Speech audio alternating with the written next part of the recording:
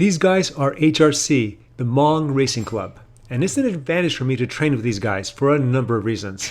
Hey, cycling community, this is Steve Grusis, the Cycling Greek. The first is they like to do courses that complement the races I'm working toward. The second is this is a strong group with individuals that excel in certain aspects I need to work on. The third is they're a great group of guys, and the fourth, I need to be close to the top of my form just to benefit from working with them. Today was a climbing day, and this was perfect because in 3 weeks is the second race of the season that I was gearing up for that features a near 4-mile climb and a section of about 2 to 3 miles with undulating climbs that we do twice. My plan for the day was once we got to the bottom of our main climb, 8-mile climb, I was going to do over-unders for about 20-22 minutes. The reason I'm doing this workout this block is that this is going to be a long climb in the race. I'm going to try and raise my threshold, but at the very least I want to be comfortable going at my threshold, going fast at my threshold. The style of over-unders I was choosing to do was going to be 2 minutes at the bottom of my VO2 max, which is at the top of my threshold,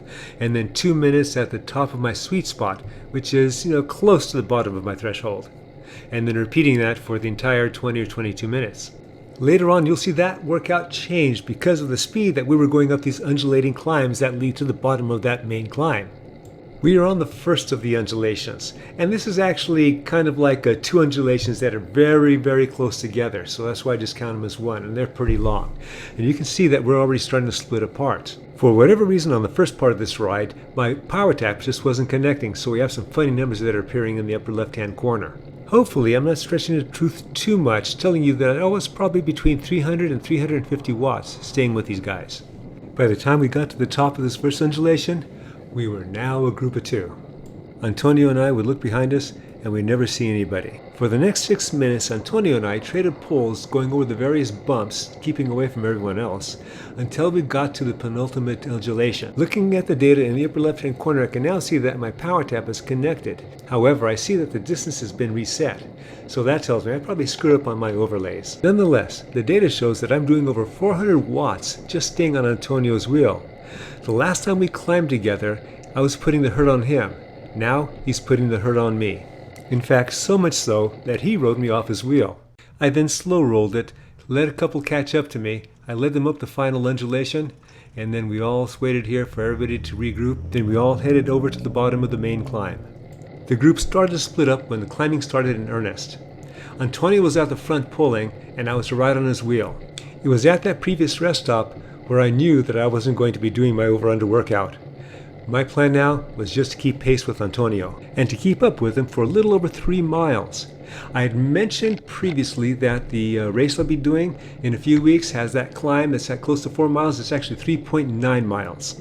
I didn't realize it until after this training ride today. I thought that climb was more like 3.25 miles. As you look at my power numbers in the upper left-hand corner, keep in mind that my threshold is right around 275 watts. After another 4 minutes, I went to the front, and I stayed there for the rest of that 3.1 mile section that I ended up doing.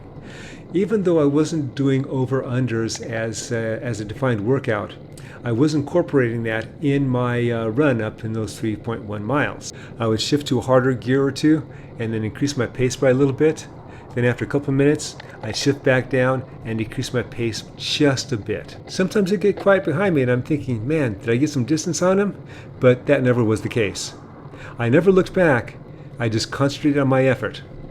That race I'll be doing in a few weeks, that's one of those races where you have to be very warmed up before the start. Reason being that about half a mile after you start, you begin that 4-mile climb. We are doing 2 22-mile laps. After that 4-mile climb, there's going to be a big descent, and that will lead into a series of stepped and undulating climbs. It's totaling about 2 to 3 miles. You can almost consider it one long climb. After that, there's going to be more descending and lots of fast flats. Because of the placement of those climbs, I have a decision to make on how I'm going to treat them, and that's going to be dependent on who shows up to the race, if they're combining us with other categories, and the actions of those other riders concerning those climbs. A couple miles later, I'm nearing the end of my run. This entire 3.1 mile segment averaged 6%, and I did it in 20 minutes, 4 seconds, with an average of 271 watts, which is pretty much right below my 275 watt threshold.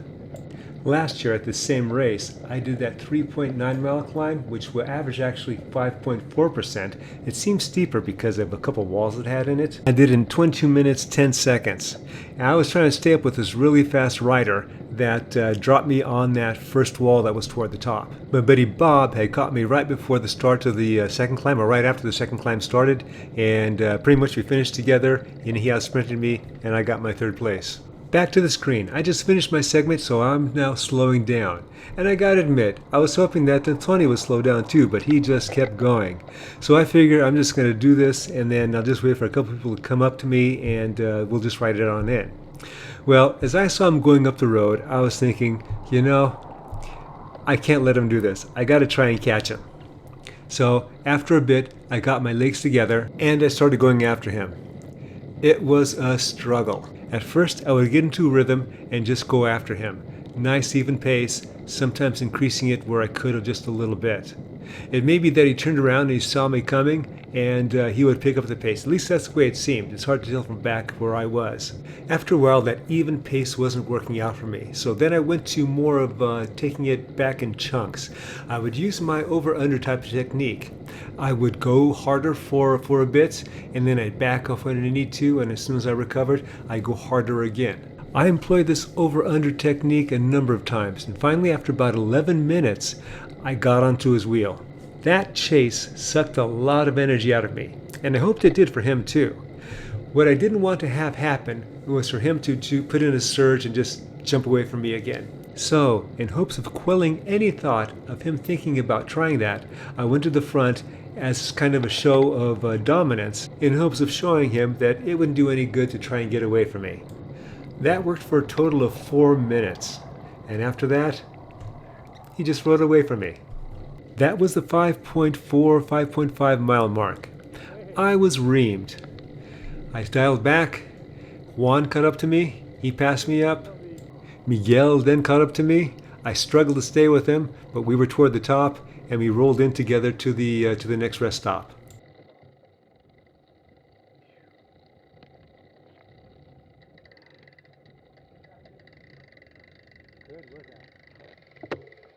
When we finally got going again, our return route had a little bit of climbing in the beginning. My legs were still reamed, so pretty much for this first segment, I was the caboose. After a regrouping and a little more descending, I get a little more power on the flats on the way back.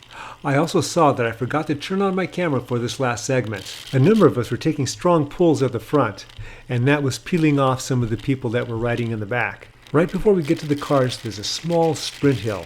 I thought I'd test my sprint against the other three that still remained in the group. Now that I'm looking at this sprint is slow. And the only reason I got to the front is because the others wouldn't realize that we were going to be sprinting here. Not only is this a slow sprint, but I started it too soon. And that's Ricky going past me. And I'm going to die out, and the others will go past me too. I hope you enjoyed this video and you got something out of it. As always, remember, comment, like, subscribe. The Cycling Greek.